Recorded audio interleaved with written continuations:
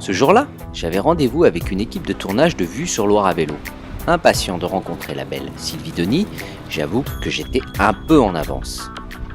L'équipe de tournage, elle, était un peu en retard et déjà en comptant le nombre de cyclistes sur les bords de la Loire à Orléans, je me disais, ce tournage est probablement une super production. Eh bien non, le vélo sur les bords de Loire, ce n'est pas que de la figuration. Il était adorable, puis il y avait une petite nana...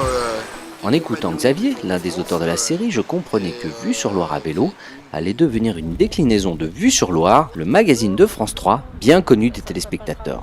Comme ici, avec Frédéric Clément, peintre d'Orléans, 60 rencontres impromptues sur les bords du fleuve et dans la vallée des rois de France. Il y a effectivement entre les ombres, il y a vraiment des violets. Enfin, moi je vois le violet, c'est... Alors faites-moi, j'essaie vos lunettes. C'est peut-être ça, oui. Ah mais oui, en fait. On va se passionner pour ce qui se passe au bord de l'eau, avec des gens mais les plus larges possibles, qui ont des centres d'intérêt les plus ouverts possibles.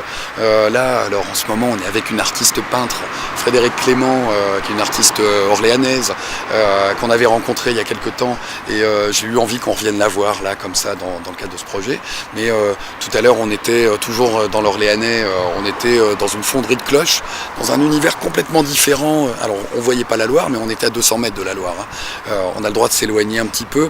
On essaie de trouver les endroits vers lesquels le public pourrait avoir envie d'aller. 60 pépites à butiner sur les antennes de France 3 Centre et Pays de Loire, oui. Mais je vous arrête car ce n'est pas là le plus excitant. Bon, fin de suspense. Ces sujets, vous pourrez les retrouver sur le web pour toujours.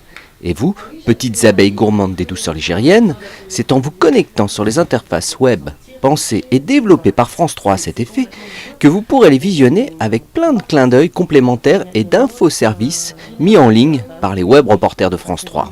L'idée, c'est aussi d'être pratique, de dire bah voilà, on se met à la place du touriste qui va cheminer en bord de Loire. Puis il va se dire bah tiens, dans mon parcours, j'ai imaginé que j'allais rester 2 jours à Nantes ou 2 jours à Orléans.